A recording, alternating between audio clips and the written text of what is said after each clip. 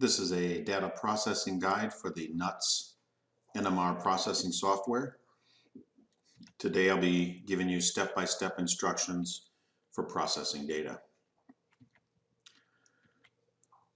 We're going to process T1 data today and learn a little bit about relaxation times and relaxation rates for molecules and different resonances within a molecule. Our objectives for today include working with arrays. We can zoom in on a single peak in an array. We can process an entire array at once. We're going to process T1 data for different resonances within a molecule and get their T1 times for different peaks in the spectrum. With that, let's get started. I'll be using the NUTS data processing software. You can see the icon there on your desktop. Let's launch it and clear the license.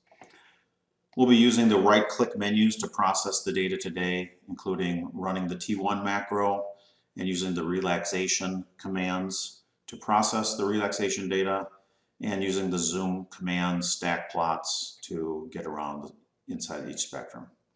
So let's get started with running a macro. We'll choose the T1 macro. And recall that the first thing it will do is ask us what file do we want to process. We'll go into the data folder, which I've organized so that we can find data a little bit easier. We'll go into the T1 proton folder, and for now let's process the propylbenzoate proton T1 data. This box comes up showing you the parameters that were used. We can just click OK to get rid of that. The data is processed and comes up in what we call stack plot mode. And we'll talk about that a little bit, but first let me show you a couple things. I'm going to hit enter to get out of the stack plot. And I want to just zoom in on the area of the spectra that has the peaks in it. So I'm going to go into the zoom subroutine and click and drag through the area that I want to zoom in on, and then use Control E to expand to the zoomed in region. I'm going to hit enter to get out of the zoom subroutine, and we can go back and use the stack plot SP command to look at those again. Within the stack plot, there's a few things to notice. So at the bottom, all the peaks are inverted, and as time goes on, the peaks become less and less inverted and then become right side up. The peaks that are inverted will have negative integrals, and the peaks that are right side up, of course, will have normal integrals.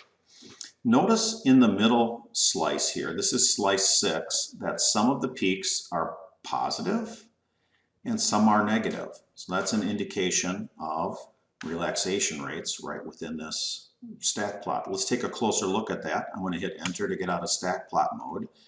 And I'm going to choose that slice to look at. So we're at slice 1. Let's go to slice 6.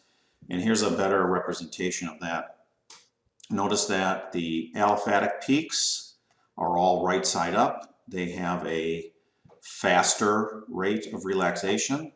The peaks associated with the benzene ring are still slightly inverted. They have a slower relaxation rate. So these will have a shorter T1. These will have a longer T1 time. We'll hit enter to get out of that mode. Let's do some data processing on this middle aliphatic peak. So let's go into the zoom subroutine and zoom in on just that peak. We'll hit enter to get out of zoom. When you use the get relaxation data command, it does several things. It doesn't matter what slice you're in, it's going to go through and integrate each individual slice and put their data into a temporary file so that we can look at it. Let's do that. Next thing we're going to do is do some data reduction and look at the results of these integrations. Notice that at the front end of this, all the integrations were negative. They come out below the horizontal line in the middle. As time went on, these peaks got higher and higher integrations, and the longest ones are an indication of a fully recovered spectrum. Notice that the line associated with the fit, this exponential line, does not go through all the data points. So we're going to do a fit command, optimize curve fit, or you can just type the letter O. You notice now that almost all the peaks have the line going through them. The T1s are listed over here in the corner, and the T1 for this line is 1.76 seconds. So that's interesting.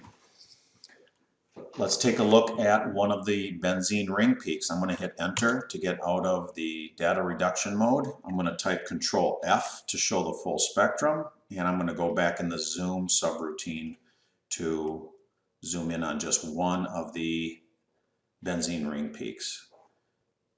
I'll do Control E to expand to that region, hit enter to get out of zoom, and just like before, we're going to do a get relaxation data. That goes through and integrates all the different slices in this area. Let's display that or do the data reduction. There's the line. Notice that the line fit does not go through the data points, so we're going to come up here and do an optimized curve fit. Much better fit. Notice over in the bottom right hand corner that the T1 is 3.38 seconds. That is nearly double the T1 for the aliphatic peak that we looked at previously.